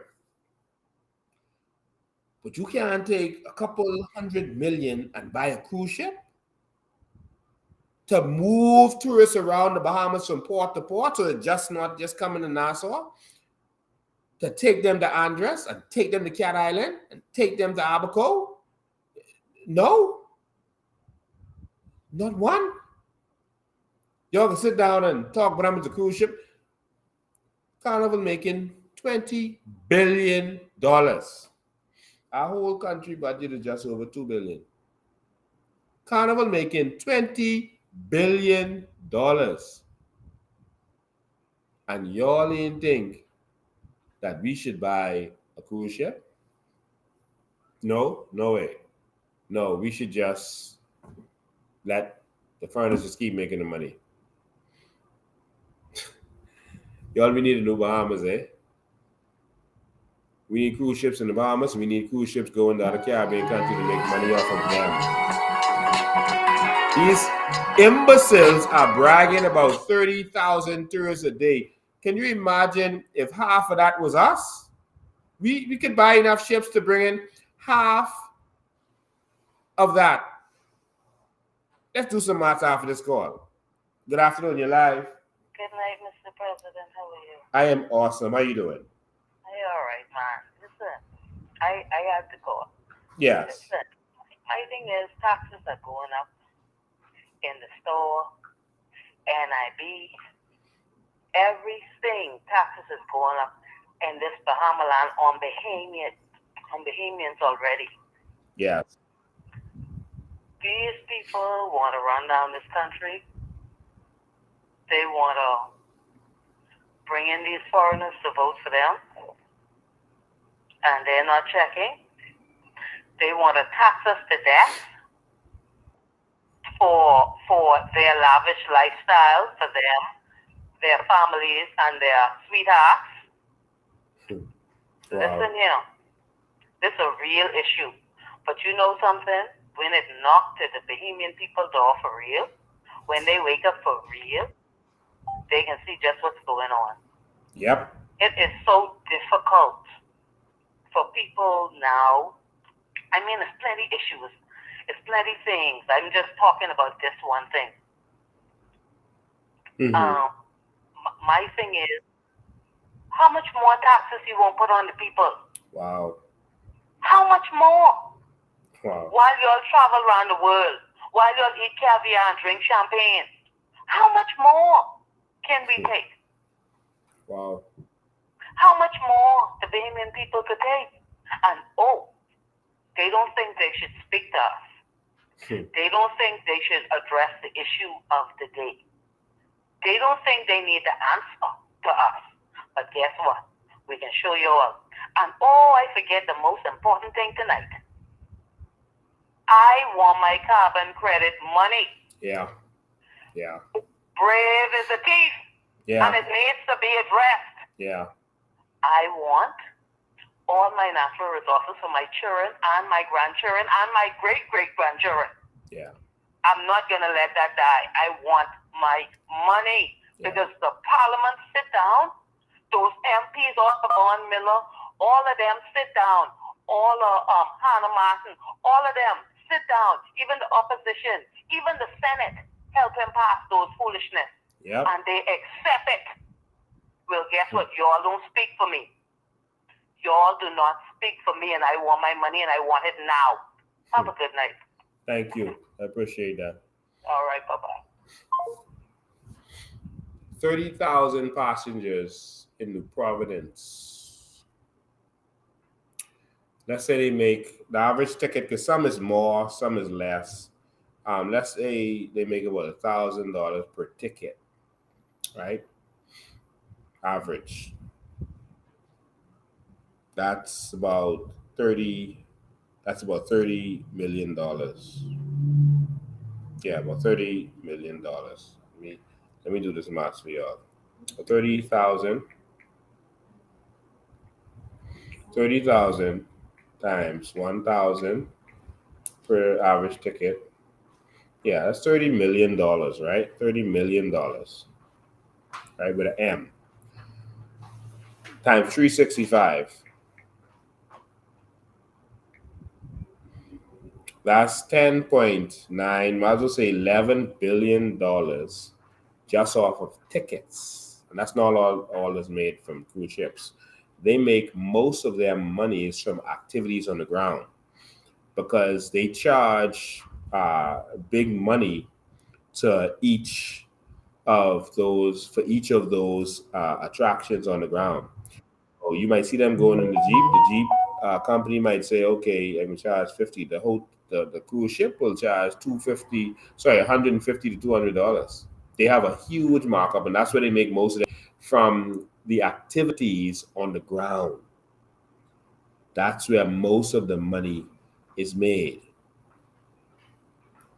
So they make 4 or 5 times this amount because every port they go to, there's activities that they make money from. Why aren't we making that? Why? Why aren't we putting our culture on the ship with shows, etc., and spreading it around to the rest of the world? Sharing our cuisine to the rest of the world on the ship. Instead of them coming to the Bahamas, we take the Bahamas to them. No way. No?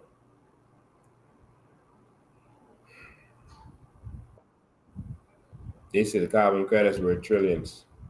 We can't get dollar out of that. Not dollar. Some say, oh, Lincoln could be just like the rest of them. Well, you know how they are. That's guaranteed you get nothing if you vote for them. That's guaranteed. What I guarantee you is I want my check too. I want my children to have their check. I want my family to have their check. I'm fighting for that. It's guaranteed. Something different. Something different. All right. So thank all of y'all for tuning in. I really appreciate it. Toby, have my deepest sympathies. But again, the problem is you are a criminal, and the crime that you committed is being Bahamian while in the Bahamas. That is treated like a crime now. It's actually been treated like a crime for 50 years, but it's gotten worse under the Davis administration. All right. And so let's move forward. Let's take this country forward. Let's take this into the new Bahamas. Let's usher this in. All right. So we have another dollar drive on Saturday. Please support. Please support the dollar drive. Or if you want to support the movement, you can go on our website and support the movement, or come to the office and support the movement. They're open daily until 5 p.m. Please support the movement. We're going to get this done. And don't forget, to have idle conversations when you go there. When you're sitting down at the Domino's table, you talk about what's going on in this country. You talk about the COI. You spread the word. You evangelize. You let people know that we need change. And it's happening. We're seeing it everywhere. Everyone is talking to us. All right? People are calling us. And they're tired of the PLP and FNM. They're tired. So we're headed to Miami. I'm going to go live again this week. Just a short one just to let you know all the details. If you're traveling, etc. A lot of people are going with us. A lot of people are traveling from all over America. We're going to make a statement. All right? And that's what we're going to do. And so I want you to watch and see if the government tries to interfere. This government tries to interfere in any way. With that, that's what I want you to see. Let's see if, they don't believe in democracy in the Bahamas. Let's see if they'll try to interfere, maybe try to stop us from traveling or doing something like that. Let's stay tuned. Let's see. All right? Because these are really devious people. I don't think they'll do that, but who knows? Didn't think that they would do what they would do to women on the beach in this country. We're going to stand up and we're going to fight. All right. So thank you all so much for being a part of this. I know I didn't take any comments from on the text messages, but you gotta call, man. You gotta call. It's like sometimes I can't see what's in the text messages. We're going to take over the 7 pillars of this economy. We're going to make sure that the Bahamians own the 7 pillars. And it's the last thing I'm going to show you before we go. This is the 7 pillars of the economy. Keep this in your mind. This is what they control in order to keep us down. 7 pillars of the economy. The natural resources, whatever that is. And the number 1 industry, which is tourism in our case, real estate, banking, insurance, wholesale distribution, shipping, etc. Played a few again. This is the pillars of the economy, the 7 pillars of the economy. It is your natural resources. It is tourism. Let me just explain this to you. Natural resources is where money is made in every country. And whatever the number 1 industry is also a pillar. And for us, it's tourism. All right. And all of these other things you need to go through these. Real estate, any business you want to do must take place on land. Anything you want to do takes place on land. Even the natural resources are on land. They're inland. Even the ocean is on land. Everything is on land. So real estate is one of the pillars. Banking. They control your money, where it is, the access you have to it is one of the 7 pillars. All right. Insurance, and the banking includes finance. All right. They control who does what. If you want to get a car, you got to go through them. Want to get a house, you go through them. Insurance is another pillar. Insurance can sometimes, hurt some people and seem like a ripoff, but that's another pillar of the economy.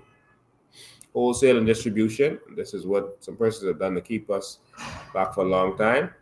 Whoever controls wholesale distribution have one of the 7 pillars. And that's how it works, ladies and gentlemen. All right. And so last but not least, shipping, because everything that you bring in will come through a ship. And so even if they, partner with you in your business, because you imported something, they got a piece of that pie. And when you import something, when you go into business, sometimes you get financing through the banking. You have to do it on real estate, for example. So they'll always get a piece of what you're doing. You have to do it on real estate. You have to ship it into the country. You get insurance as you're shipping. So all of these pillars is what once you control these pillars, you control the economy. All right. So someone says food, that's not one of the pillars. It's something that you need, but it's not one of the pillars. All right. And food would come under wholesale and distribution. All right. So wake up, Bahamas. Thank you all for tuning in. We appreciate you as always. Stay tuned, spread the word. Let's get this out there.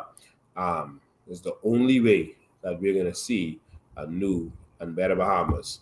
Something you haven't heard for a long time, because every time we play it, they knock out the live. But I'll risk this live getting knocked out today because I want to hear this. Ladies and gentlemen, thank you so much.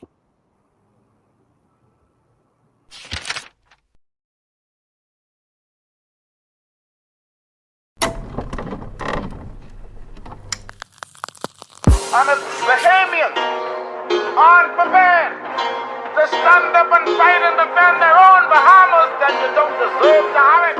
Now let that sink in. Come on. Change ain't coming, change is here. You can hear it, you can feel it in the air. All politicians, put your hands in the air. Just a stick up, let me make myself clear. I'm a grown man talking, so you know what to do. No one's leaving till we figure out the truth. Why you laughing? This ain't nothing funny. So no one gets to go home till we figure out this money. Change ain't coming. Change is here. They say change ain't coming, but change is here. They say change ain't coming, but change is here. They say change ain't coming, nigga, change is here. Now if you ain't standing with us, then I know you against us. Bahamas, this ain't no time for us to be lukewarm. This is war, and we riding through the storm. Come on.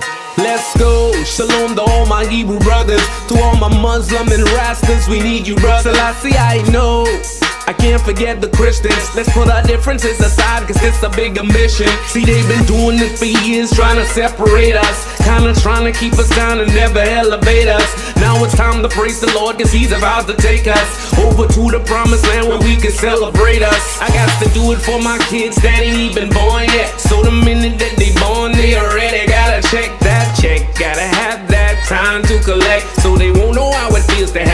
arms around their neck, yeah. See, y'all been robbing my grandmother, my great-great-grandmother and grandfather.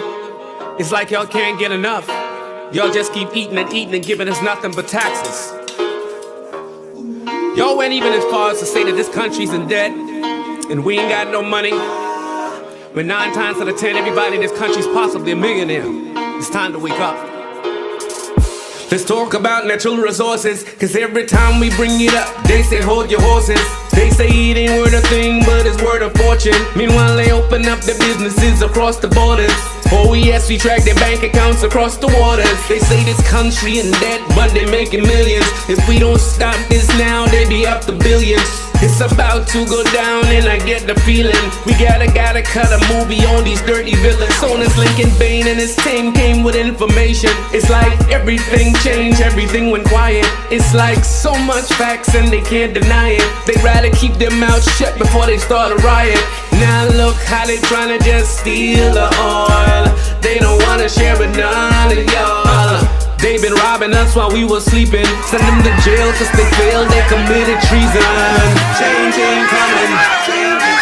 They say change ain't coming. The change is here. They say change ain't coming. The change is here. They say change ain't coming. No, the change is here. Listen, from Freeport to Nassau all the way to Nawa. There's no more time for us to sit back and be quiet.